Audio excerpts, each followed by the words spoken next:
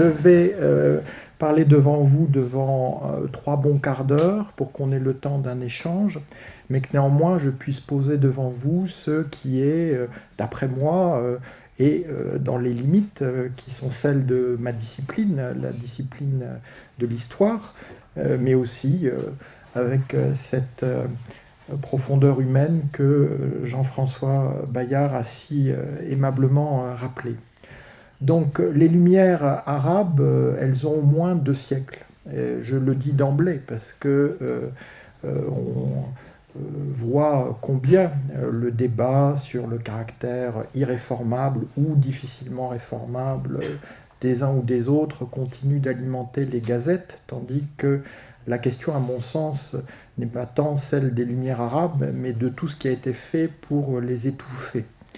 Et j'insiste sur ce terme arabe, vu que je crois que si on parle d'un peuple, d'une langue, d'un territoire, après on peut s'entendre sur les définitions, eh bien soudain on rentre dans un espace qui est celui des peuples, des langues, des territoires, plutôt que dans celui du religieux, et que l'islamisation des Arabes a largement contribué à justement mettre en échec le processus de leur lumière.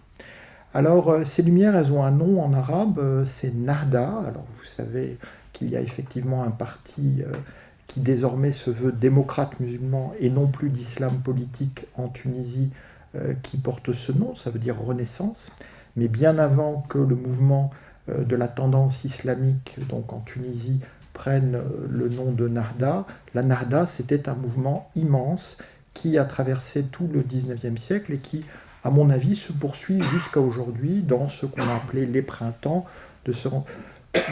dans ce que je préfère dénommer sous le nom de révolution arabe, non pas parce qu'il y aura une révolution dans tous les pays arabes, mais parce qu'il y a une dynamique révolutionnaire à l'œuvre qui, à mon avis, est justement l'aboutissement de cette Nahda qui n'a pas pu produire les promesses, en tout cas pas toutes, pas pu tenir toutes les promesses qu'elle portait en elle depuis le début du XIXe siècle. Alors l'événement fondateur, ça n'est pas du francocentrisme, ce sont les historiens arabes eux-mêmes qui le mettent en avant.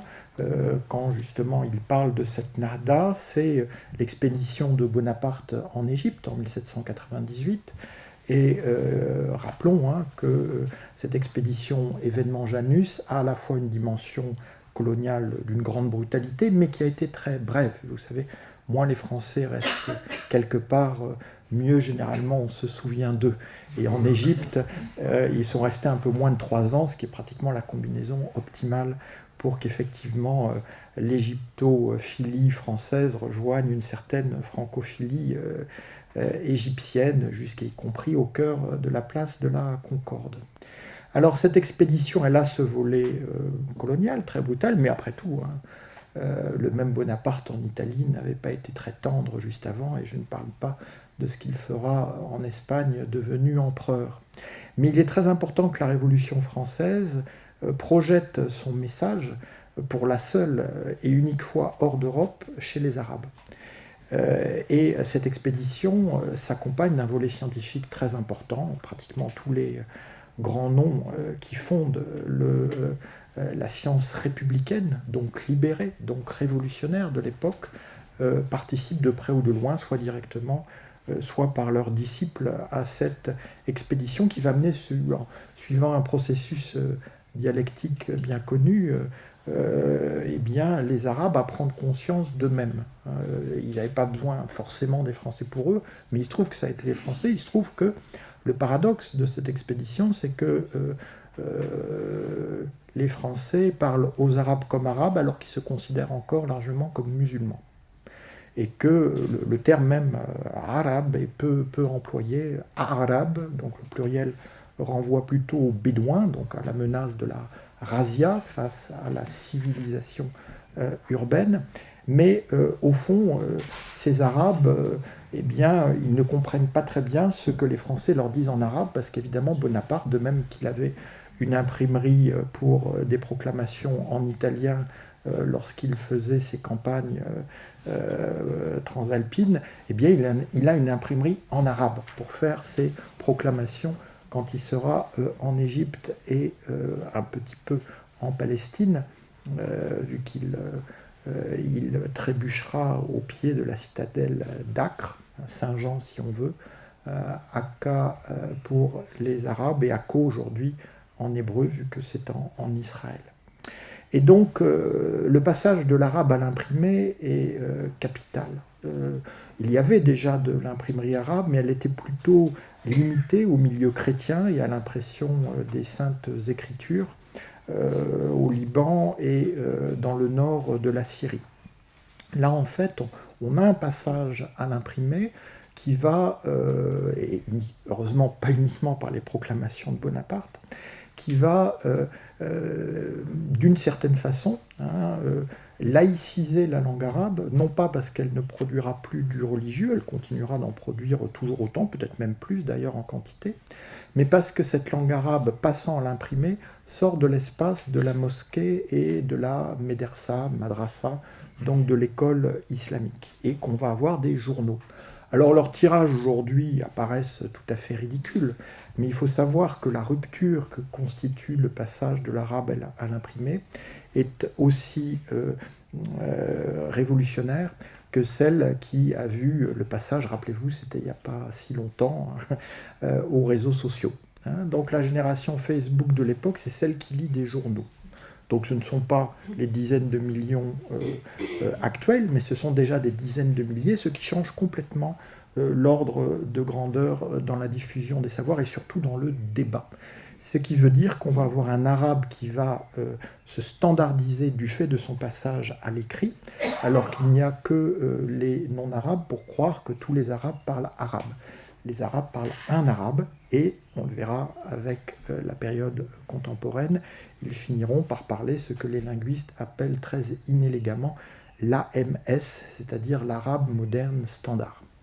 Et c'est cet arabe qui, du 19e siècle jusqu'à Al Jazeera, Internet et Facebook, va peu à peu unifier une population, non pas dans ses aspirations, mais au moins dans le mode d'expression des dites aspirations par cette langue arabe de plus en plus standardisée.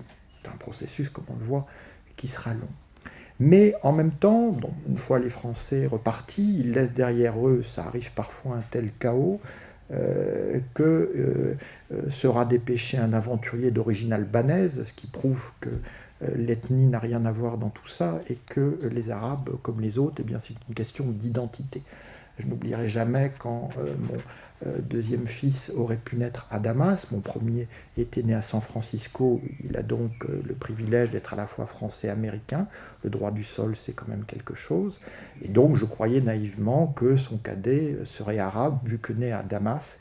Ce à quoi les fonctionnaires du régime d'Assad père m'ont répondu « Mais a-t-il du sang arabe ?» Bon, le diplomate s'est retenu, même s'il bouillait intérieurement, j'aurais pu aisément leur répondre que j'en avais sûrement plus qu'eux, ne serait-ce que par mes grands-parents andalous. Mais la question ne se posait pas en ces termes, c'était une fois de plus l'illustration de la bêtise de l'ethnocentrisme. Les Arabes, c'est peut-être un jour des descendants des tribus qui ont essaimé à partir de la péninsule arabique du temps du prophète. Franchement, si on prend les chiffres de l'époque, on voit que tout ça s'apparente une fois de plus à une fantasmagorie, mais aussi à une création d'une identité. Et donc, pour faire assez simple, je prendrai comme arabes tous ceux qui se considèrent comme arabes. Et je ne suis pas assez aveugle, bête et sourd pour oublier que dans le monde arabe, ou dans ces pays arabes, il y a des Kurdes, des Berbères, des Turkmènes et toute autre forme de peuple, mais qui parfois sont eux aussi arabisés et s'expriment en arabe. Vu que là aussi le processus de construction d'identité, eh bien, il a été complexe. Je referme cette parenthèse méthodologique et nostalgique. Et donc, on va avoir un Albanais, Mehmet Ali, parce On trouve toujours très chic d'utiliser la transcription turque, mais en fait c'est Mohamed Ali, c'est le même, hein. Mehmet c'est Mohamed, hein. C'est la même personne. C'est la même personne que Mahomet, hein. J'ai encore eu récemment des problèmes avec un typographe qui disait « Ah non, mais en français on dit Mahomet, on ne dit pas Mohamed ». Je dis « Mais comment vous pouvez expliquer alors après que tant de musulmans se prénomment Mohamed si vous continuez à appeler le prophète d'un autre nom ?» qui ferait très chic dans une pièce de Racine ou de Corneille, mais correspond sans doute pas à la vision actuelle. Donc Mohamed Ali, albanais d'origine, va fonder la première dynastie arabe, et c'est comme ça. Voilà. De même qu'en Tunisie, il y avait déjà une dynastie qui s'était implantée, dont le patriarche fondateur était sans doute d'origine corse, mais tout ça se discute évidemment. Donc on aura Mohamed Ali, qui à partir de 1805 va dominer l'Égypte, et il aura le temps de mettre en œuvre son programme, vu qu'il va rester 43 ans au pouvoir. Vous avouerez que ça fait justement une certaine liberté. Ça donne une certaine liberté. Donc Mohamed Ali, c'est le prototype dans le monde arabe d'un despote éclairé, hein, comme on en a à la même époque, hein, sous d'autres cieux.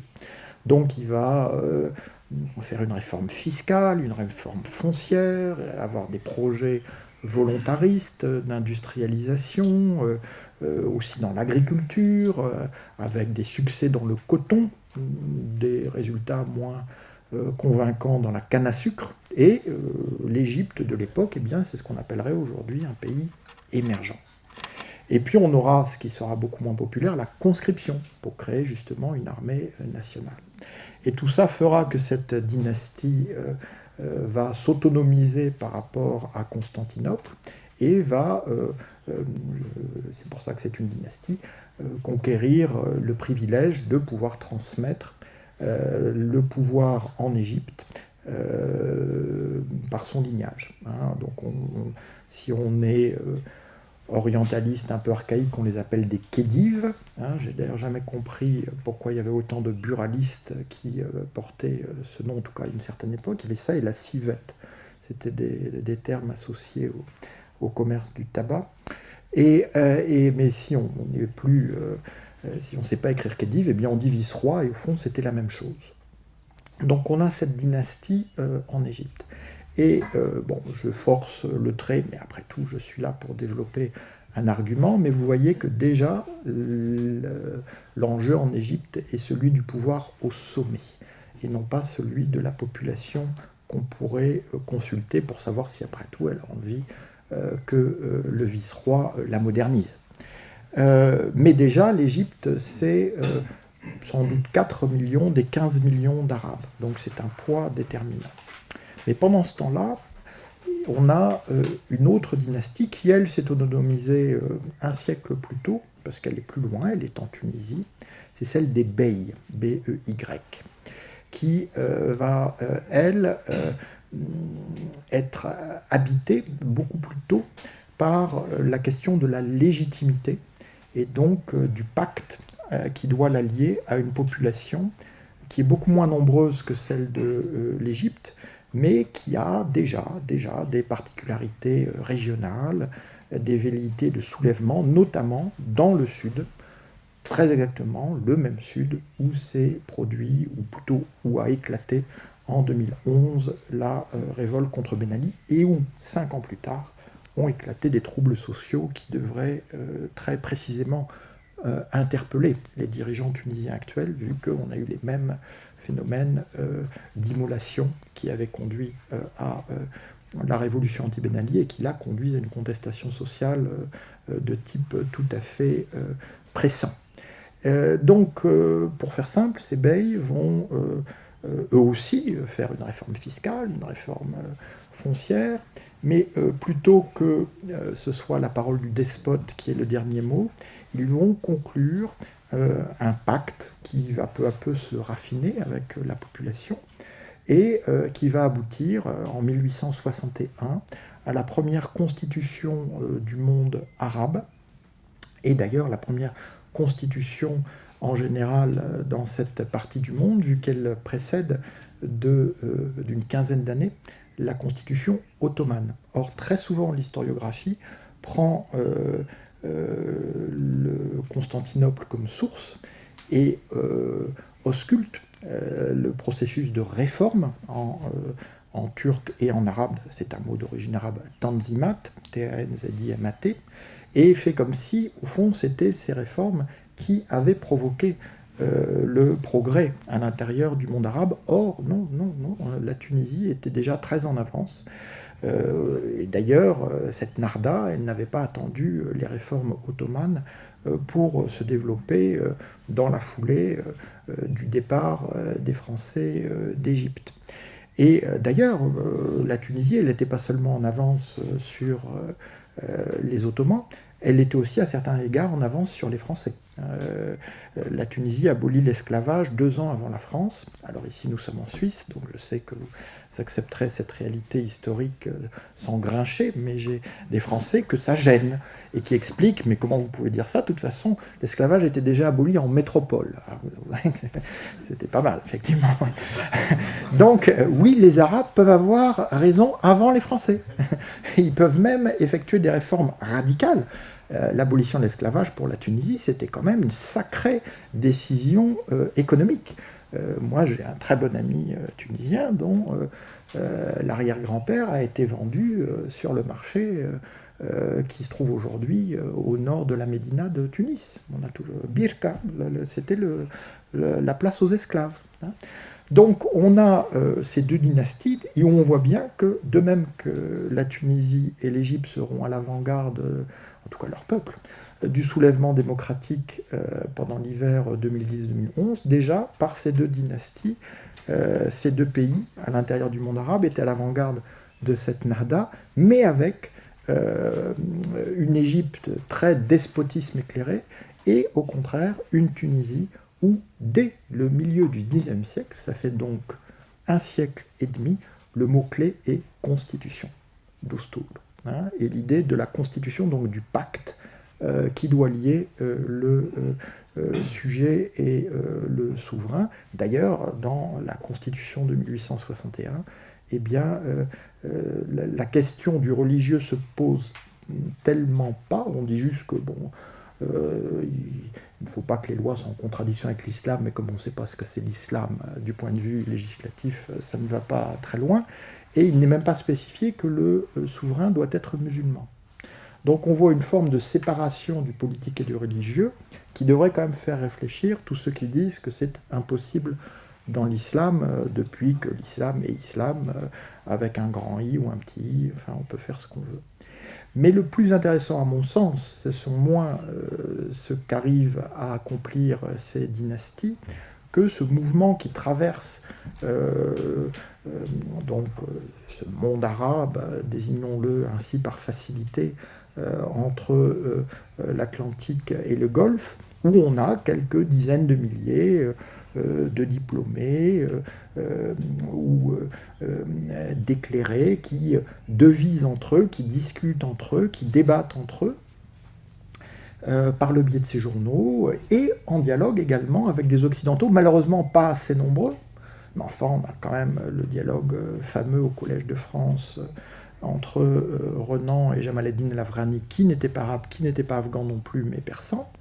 Et on aura une véritable fascination pour la Sorbonne et Paris, où vont aller des générations de ces éclairés, de ces représentants de la Nahda, et une diaspora qui, en écho avec ce mouvement, va se développer en Europe, mais aussi sur le continent américain, notamment du fait d'une immigration de prospérité des chrétiens d'Orient, qui à l'époque font plus d'enfants que les musulmans, et qui du fait de ce trop-plein vont se tourner vers l'émigration, et on les appellera turcos en Amérique latine parce qu'ils portent un passeport ottoman, alors que généralement ils viennent de ce qui est aujourd'hui la Syrie, ou de ce qui est aujourd'hui le Liban ou la Palestine, et on les appellera Syrians aux États-Unis, parce que les spécialistes de Columbia convoqués à Ellis Island, parce que vous savez, les Américains aiment bien classer, évidemment les classements ethniques sont toujours faux. Donc ils ne savaient pas où classer ces Arabes qui deviennent Syrians. Donc on a cette diaspora en écho, et puis on a deux tendances qu'aujourd'hui on qualifierait de nationalistes et d'islamistes, mais qui à l'époque ne sont pas identifiés, en tout cas distingués comme tels, vu que, et j'en citerai certains des représentants de cette Narda peuvent être les deux à la fois, sans aucune contradiction. Parce qu'au fond, on est nationaliste quand on parle aux Européens. On dit aux Européens, nous sommes un peuple avec une langue et un territoire, en écho du nationalisme, des nationalismes européens de l'époque. Parenthèse, c'est exactement le raisonnement que tiendra Herzl quand il fondera le sionisme à la fin du XIXe siècle, en s'adressant également sur cette base tripartite. Et on est islamiste quand on s'adresse aux Turcs, vu qu'on ne veut plus parler d'Ottomans. On dit « nous sommes arabes, vous êtes turcs ». Et vous avez trahi l'islam en accaparant le califat, et celui-ci doit revenir aux Arabes, qui sont les seuls capables de surmonter, en tout cas de renverser cette décadence. L'idée de la décadence est une obsession dans la Narda. Donc on n'est pas du tout dans l'autosatisfaction, au contraire, on est même plutôt dans une autoflagellation très gauloise. Donc ces deux courants, je citerai juste, bon, c'est vrai qu'il est d'Alep, donc évidemment il a ma tendresse. Donc Abderrahman Kawakibi, K-A-W-A-K-I-B-I, donc dans le dernier quart du XXe siècle, il va développer à la fois un discours nationaliste contre les Turcs et un discours qu'on qualifierait d'islamiste, vu qu'il veut réformer le califat en faisant une structure élective. Mais le même Kawakibi, qui est pourtant un cheikh de formation religieuse, va d'une part susciter la première manifestation de femmes recensée dans le monde arabe pour obtenir sa libération après une de ses multiples détentions par le pouvoir ottoman, et d'autre part il dit très clairement les religions sont fort utiles pour organiser l'au-delà. Dans ce monde-ci, nous avons besoin de la liberté. Bon, si cela vous intéresse, son traité le plus important, qui s'appelle Du despotisme, a heureusement, un siècle après sa publication, été traduit en français par Sinbad Actes Sud. Kawakibi finira assassiné, empoisonné par un agent ottoman alors qu'il s'était réfugié au Caire. Mais dans cet espace, qui est donc soit soumis à une colonisation qui, elle, va complètement balayer ces projets de Narda. Alors, il y a évidemment l'occupation française de l'Algérie à partir de 1830, mais les Français imposent leur protectorat à l'Égypte en 1880, cassant l'œuvre de la dynastie des Beys. Les Britanniques occupent l'Égypte à partir de 1882, là aussi cassant l'œuvre des Khedives. Mais dans tout cet espace, qu'il soit donc ottoman ou colonisé, il y a un non-lieu, en tout cas à l'époque c'était un non-lieu, vu que personne s'en occupait, qui n'est ni occupé par les Ottomans ni par les Occidentaux. C'est l'Arabie centrale. Et là va se développer une alliance, on pourrait dire du sabre et du goupillon, entre une tribu qui est une des rares de toute la péninsule arabique, dont le nom n'est jamais mentionné dans les chroniques du prophète, c'est une performance, les Saouds, et un prêcheur particulièrement radical, mais pas radical parce qu'il est né radical, il devient radical parce que à partir du moment où tout autour des Saouds, il n'y a que des musulmans, il faut expliquer que ces musulmans ne sont pas des bons musulmans si vous voulez leur faire la guerre. Sinon, vous aurez du mal à soutenir la propagande et le combat. Donc cette idéologie qui va lier la famille Saoud à ce prêcheur Abdel Wahhab s'appelle le wahhabisme. Et le wahhabisme est une machine de guerre anti-Narda, sans même le savoir, mais parce qu'elle s'est développée hors de l'espace de la Narda. Alors on en a une illustration très actuelle, très concordance des temps, comme dirait mon maître Jean-Noël Jeannet, parce qu'en 1810, le Saoud de l'époque va écrire au bey de Tunis, un peu comme le salafiste de base s'adresserait aujourd'hui à l'imam du quartier, en disant vous n'êtes pas des bons musulmans, on va vous apprendre ce que c'est que l'islam, et puis voilà. Ce à quoi le bey de Tunis, 1810, ce sont dans les chroniques d'Abi Daïf, tout ça est rapporté. Les Tunisiens sont courtois, il va donc convoquer son conseil. Ils seront tous très étonnés par le caractère agressif et prosélyte de cette missive, à laquelle ils vont répondre avec des arguments que je vous résume. Le premier, c'est nous sommes charmés d'apprendre votre existence, nous ne savions pas qu'il y avait des Saouds quelque part. Personnellement, en Tunisie, nous avons la Zitouna qui, depuis un millier d'années, enseigne l'islam à des oulémas, à des cheikhs, à des docteurs de la loi, qui seraient effectivement ravis de venir vous expliquer un peu ce que c'est que notre religion. Et pour le reste, eh bien, qu'Allah vous protège, et ça c'est moi qui l'ajoute, et les vaches seront bien gardées, ou les chamelles, voilà. C'est le texte de cet échange résonne aujourd'hui de manière tout à fait actuelle. Mais comment se fait-il que cette Nahda, ou plutôt que ce wahhabisme, que cette idéologie anti-Nahda, ait pris le pas et se soit diffusée? Alors, on pourrait, mais bon, dans l'espace de temps qui m'est donné, je ne pourrais pas m'étendre sur... mais au fond, c'est que la Nahda a été trahie. Elle n'a pas été trahie par elle-même, au contraire, elle a fait tout ce qu'il fallait. Elle a donné tous les gages face à des Occidentaux qui soit ne la comprenaient pas, soit au contraire accéléraient l'expansion coloniale. Français, espagnol au Maroc, italien en Libye, anglais à Aden, puis surtout le pourtour méridional du golfe Persique. Quant à ceux qui n'étaient pas coloniaux, c'est-à-dire les Allemands, eh bien, eux, ils étaient fascinés par les Turcs, pour plein de raisons, et donc ils étaient les derniers défenseurs d'une construction ottomane qui n'était plus que l'ombre d'elle-même, surtout à partir de 1908, et pour faire simple, le coup d'État ou la révolution des jeunes Turcs, qui eux sont des nationalistes turcs, et qui du coup se retrouvent beaucoup avec les Allemands. Donc on a un moment extraordinaire, ça c'est pour tous ceux qui parlent de calife et de djihad aujourd'hui à en perdre l'haleine, mais sûrement pas l'exposition médiatique. C'est ce qu'on appelle le djihad made in Germany. Ça existe, il y en a même deux, d'après les historiens. Et les deux fois, ça a été un échec lamentable. Parce que les orientalistes allemands sont d'excellents spécialistes des textes.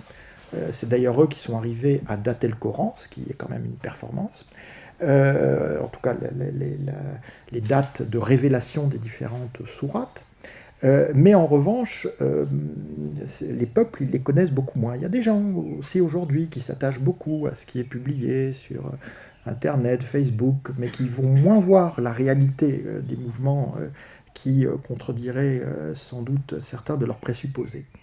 Donc, il se trouve qu'à l'époque, le sultan est aussi calife. Je ne vais pas rentrer dans le fait que les sultans avaient oublié qu'ils étaient califes pendant pratiquement 2 siècles et qu'ils se sont rappelés qu'ils étaient califes quand ils ont perdu, actualité, la Crimée.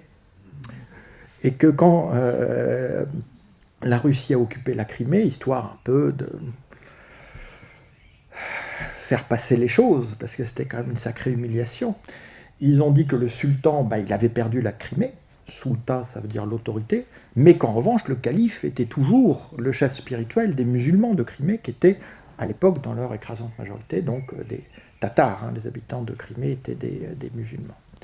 Donc, on voit que ce titre de calife est un titre d'opportunité. Ça, c'est pour tous ceux qui disent que la Oumma est orpheline du califat, etc. Les musulmans vivaient très bien sans calife depuis déjà des siècles. Et bon, ils faisaient la prière pour le calife, oui. Ou pour le sultan, ou pour le roi, ou pour...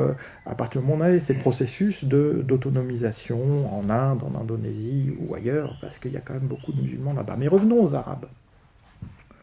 En 1914 donc, à l'instigation des Allemands, le calife proclame le djihad contre la France, la Grande-Bretagne et la Russie. Et comme dirait un ancien président français, ça fait pchit. Les Arabes, en tout cas, n'écoutent pas du tout. Ça pose quelques problèmes en Asie centrale et en Inde, mais du côté arabe, bon, hormis une poche en Cyrénaïque et une autre dans le sud de l'Irak, aucun écho. Pour vous dire que le djihad, il faut quand même relativiser. Tout simplement parce que les Arabes se sentent plus arabes que musulmans. Déjà. Après ce processus de plus d'un siècle de Narda. Je simplifie, évidemment. Mais donc, ils préfèrent lier leur sort comme arabes, pour ceux qui ne sont pas encore colonisés, aux puissances qui sont censées les libérer, c'est-à-dire les Français, les Britanniques. Et donc, on va avoir une personnalité qui est un shérif avec un C, c'est-à-dire un descendant du prophète, qui est gouverneur de la Mecque, qui s'appelle Hussein ibn Ali, donc fils d'Ali, et qui va concentrer sur lui les aspirations des nationalistes et des islamistes. Les nationalistes, pour faire simple, les différentes sociétés secrètes, civiles ou militaires qui prospèrent dans le monde arabe à ce moment-là, le mandatent pour négocier avec les alliés en vue de la réalisation des droits des Arabes, c'est-à-dire c'est couché noir sur blanc, c'est d'ailleurs écrit en arabe dans une correspondance entre Britanniques et Arabes, donc on ne peut pas dire qu'il y a un problème de traduction. Les Britanniques n'avaient aucun problème à traiter en arabe avec les Arabes, évidemment ils n'avaient aucun problème non plus à trahir ce qu'ils avaient promis ensuite, mais on ne peut pas dire qu'il y a d'ambiguïté. Les Britanniques s'engagent au nom des Français d'eux-mêmes à ce que dans les provinces libérées de l'Empire ottoman soit établi un royaume arabe de pleine souveraineté. C'est donc sur la base de cet engagement que les Arabes vont s'engager eux aussi dans la Première Guerre mondiale comme alliés des alliés. Comme alliés. Alors, parenthèse mythomaniaque, vous pouvez oublier Laurence dit d'Arabie, quelqu'un qui est à l'imagination assez fantasque qu'il peut prétendre apprendre aux Arabes à faire la razzia, mérite sans doute une place plus mesurée dans les livres d'histoire. Mais de toute façon, m'amener dans son collège à All Souls, dans Oxford, où il s'était déjà dessiné en arabe, dans le réfectoire, ce qui prouve que bon, tout cela venait quand même d'assez loin. Donc les Arabes, ils vont faire la guerre, et avec des forces assez limitées, certes aidées en armement et surtout en explosifs par les Alliés, remporter des victoires importantes le long de la voie de chemin de fer qui va de Médine à Damas, qui avait été construite pour le pèlerinage, mais surtout fixer des unités considérables, soit parce qu'elles sont assiégées dans Médine, soit parce qu'elles sont fixées et qu'elles ne peuvent pas aller se battre. Il faut savoir que quand les Arabes sont déjà très engagés en direction de Damas, les Anglais piétinent aux portes de Gaza, qu'ils devront s'y reprendre à 3 fois avant d'arriver à enfoncer ce verrou qui leur ouvrira la porte de Jérusalem. Mais pour les islamistes, pour simplifier, à l'époque ils ne se désignent pas comme ça, c'est aussi Hussein qui doit rénover ce califat que les Turcs ont donc abaissé. Donc on a cette révolte arabe, mais en arabe c'est Saoura, c'est révolution. Alors j'insiste sur le fait que oui, les Arabes font la révolution, non, ils ne font pas que se rebeller. On a toujours l'impression que la révolution c'est quand même quelque chose de sérieux, donc c'est pas fait pour eux. Non, non, ils font la révolution, ils en ont même fait beaucoup. Et entre autres celle-là. Vu que cette révolution est à la fois basculement révolutionnaire, mais combat pour l'autodétermination. C'est là évidemment que le bât blesse, parce que, pour faire là aussi très simple, les Britanniques n'ayant aucune envie de tenir leurs promesses à l'égard des Arabes vont pactiser avec les Français pour se répartir la région. Ce sont les accords dits Sykes-Picot.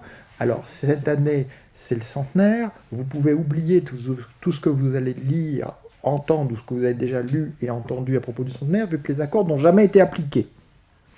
Donc c'est simple. Dans les accords Sykes-Picot, la Palestine est internationalisée, par exemple. Vous voyez comme on est loin de ce qui s'est passé après la Première Guerre mondiale. Ce qui est important dans les accords Sykes-Picot, c'est qu'ils sont déjà la négation de ce qu'on vient de promettre aux Arabes. Et pour ne pas tenir leur promesse à l'égard des Français, les Britanniques vont faire une troisième promesse, cette fois aux sionistes, l'établissement d'un foyer national juif en Palestine. Bien. Donc on a double trahison des Arabes, par cette déclaration Balfour et par les accords Sykes-Picot, mais les Arabes, portés par l'élan de la Narda, vont malgré tout établir ce royaume arabe de leur rêve à Damas, avec un congrès, où on a des Arabes de toute la région, vu que, par définition, on ne se répartit pas dans les pays que l'on connaît aujourd'hui. Et donc, pour faire très simple, le grand Clémenceau, vous savez, celui qui s'opposait à Ferry quand il allait gambader dans le Tonkin, en disant, vous savez, les civilisations asiatiques, c'est quand même immense. Le même grand Clémenceau, alors corrigez-moi si je me trompe, je serais ravi de prendre les références, je n'ai jamais entendu dire une ligne à propos des Arabes et de leur civilisation. Non, non, pour lui, les grandes civilisations, c'était bien mais l'Inde, le Japon, la Chine, pas les Arabes. Les Arabes, non. Donc les Arabes, nationalistes, ça c'est un complot des Britanniques. Bon, il faut dire qu'il y avait quand même quelques raisons de chercher la perfidie britannique dans cette affaire.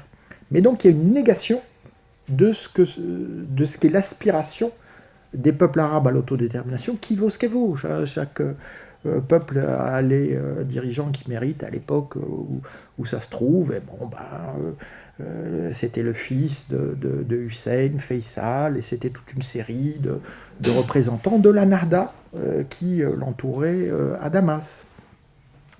Et donc, ce n'est pas les accords Sykes-Picot, mais ce sont les conférences de l'après-guerre qui seront imposées aux Arabes, alors qu'elles seront refusées par les Turcs et par Atatürk, ce qui va créer la Turquie moderne, mais je n'y reviens pas. Et donc, ces conférences de l'après-guerre vont imposer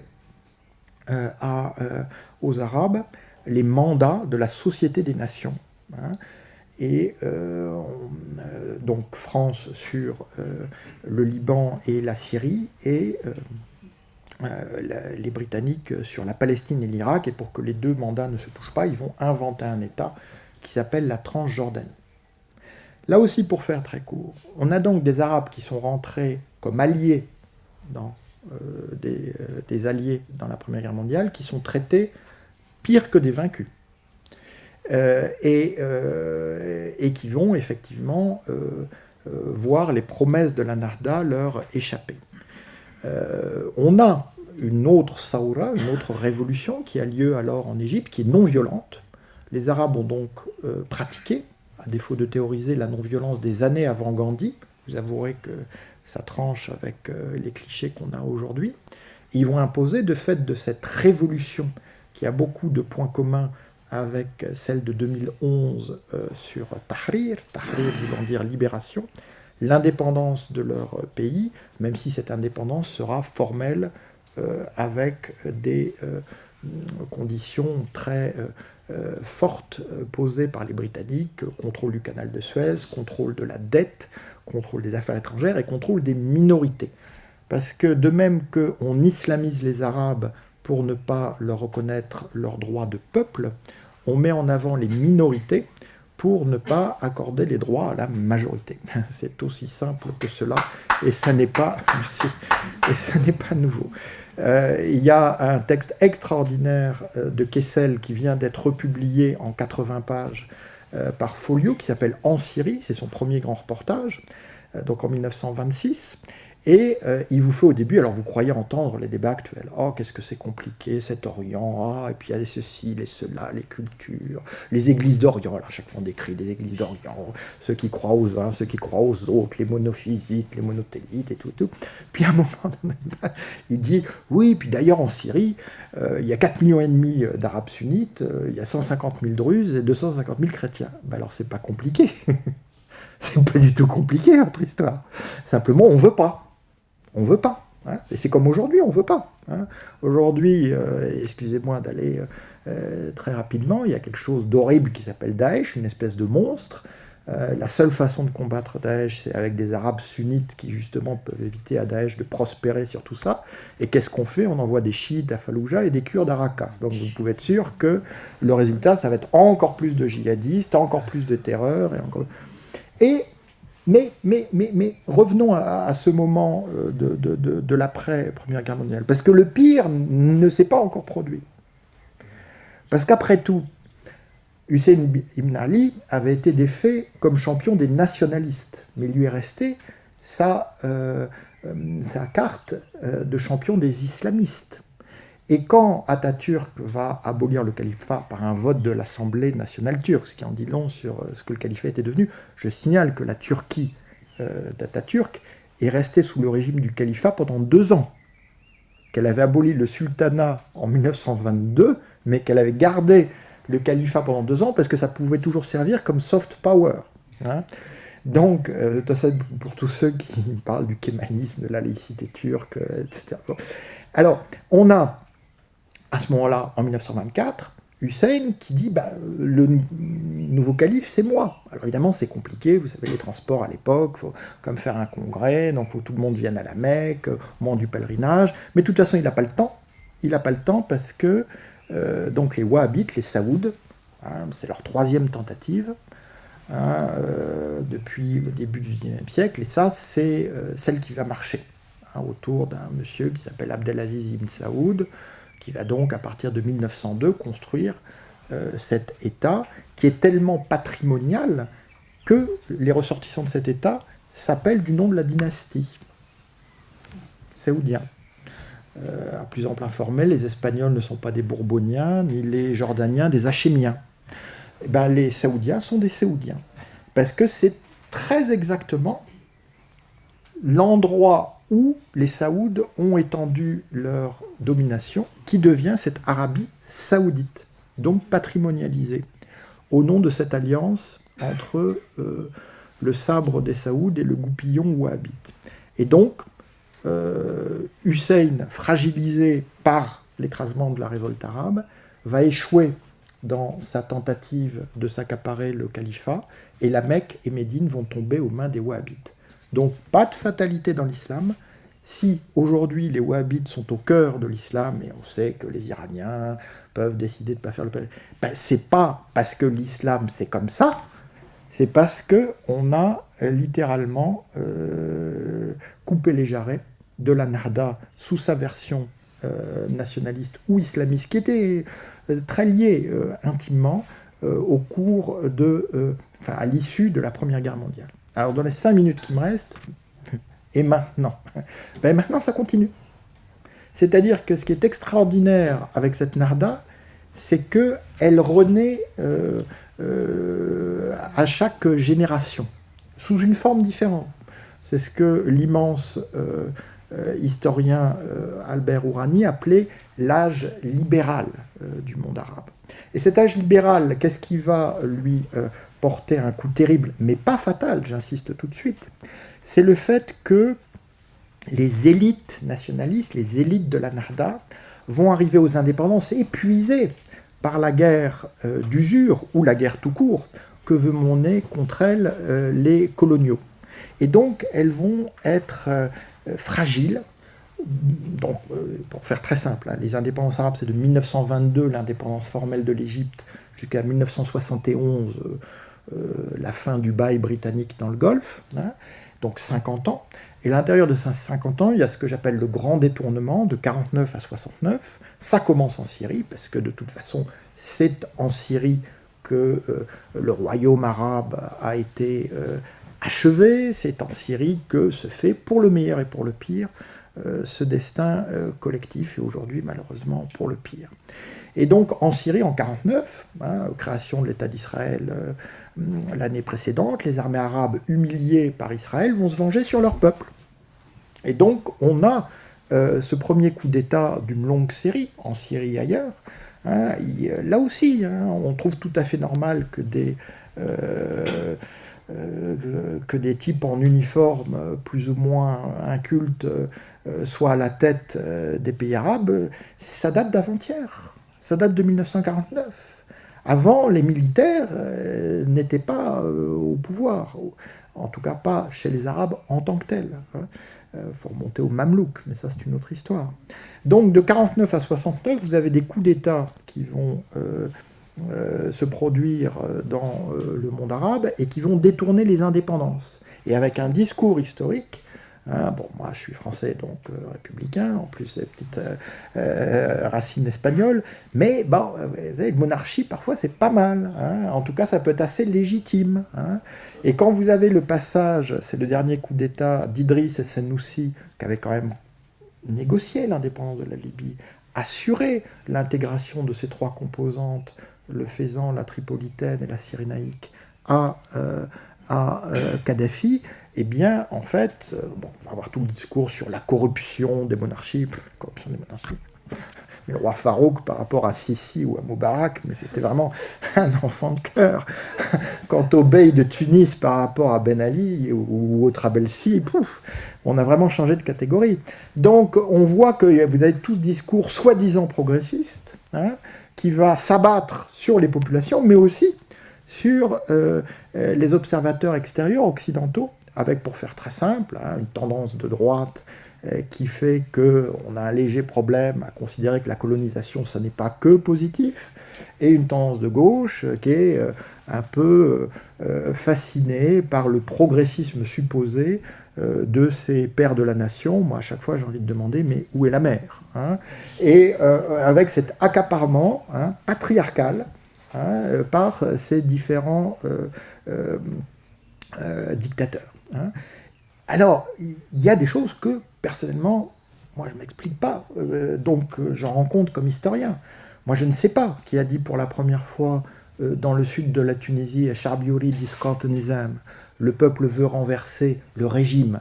Mais je sais que le lendemain, on l'a entendu d'un bout à l'autre du monde arabe. Ce slogan que personne n'a inventé, et qui s'est diffusé ainsi. De même que je ne sais pas qui, le 17 février 2011, a eu l'idée en Libye de répandre partout le drapeau de la monarchie renversée par Kadhafi et d'en faire le drapeau actuel de la Libye libérée de Kadhafi et qui connaît bien d'autres problèmes, mais c'est pas un Français qui pourra parler d'une transition facile d'une étape à une autre. C'est un drapeau très compliqué à faire. Ça veut dire que du jour au lendemain, des gens qui ne s'étaient jamais coordonnés autrement sont tous sortis dans les rues d'un bout à l'autre du pays avec le drapeau de la monarchie. Ça en dit long sur des mouvements profonds et sur ce qui, pour moi, et je finirai sur cette note quand même d'espoir, qui est la Nahda actuelle, qui est portée par, aujourd'hui, on a à peu près 300 millions d'Arabes, 20 fois plus qu'au moment de l'expédition de Bonaparte. Et on a 100 millions de 18-35 ans, qui sont la génération Facebook, et qui sont à la fois plus éduqués, plus critiques que leurs parents, et en même temps qui ont grandi dans des familles dont le modèle s'apparente beaucoup plus au modèle européen qu'au modèle traditionnel, donc avec un rapport à l'autorité très différent. Donc cette génération, moi il se trouve que, là aussi sans faire d'angélisme, mais les révolutionnaires que je connais un peu partout, c'est cet âge-là qu'ils ont, et ils sont beaucoup plus mûrs et avancés que moi, parce qu'ils viennent de vivre en 5 ans, pour le meilleur et pour le pire. Je parle de ceux qui ont survécu, parce que la répression a été abominable. Ça a été vraiment une liquidation, au sens physique du terme. Ils ont acquis un bagage extrêmement important, et ils n'ont pas envie de laisser tomber, quels que soient les processus et parcours qu'ils vivent aujourd'hui. Mais évidemment, face à cela, on a des systèmes, donc des nizams, des régimes, qui eux sont complètement enragés, il n'y a pas d'autre mot, et qui ont déchaîné une contre-révolution, mais une contre-révolution qui tout ça n'est pas très scientifique, excusez-moi, mais imaginez que la révolution est là, la contre-révolution, elle est là. C'est-à-dire que ce qu'ils ont lâché comme violence sur ces gens qui demandaient leurs droits les plus élémentaires est absolument sans précédent. Aujourd'hui, en Égypte, nous sommes revenus à des niveaux de violence inconnus depuis Bonaparte.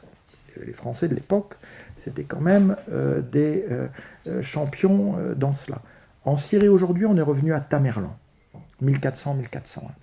Avec en plus l'alimentation de ce monstre qu'est Daesh, hein, soit directement par Assad, soit indirectement par Sisi, qui à partir du moment où il labellise terroriste toute forme d'opposition, ne peut que faire le jeu des vrais terroristes. Donc on en est là, et en même temps on voit que les tendances lourdes, elles, tendances de la Narda, elles se poursuivent, et que, eh bien, c'est un combat, hein, c'est le combat de ces peuples, personne ne pourra le mener pour eux, mais le fait que 5 ans après la chute de Ben Ali et de Moubarak, ce combat soit partout d'actualité, à mon avis, me conduit à penser que les Lumières arabes sont à la fois derrière nous et devant nous. Merci de votre attention.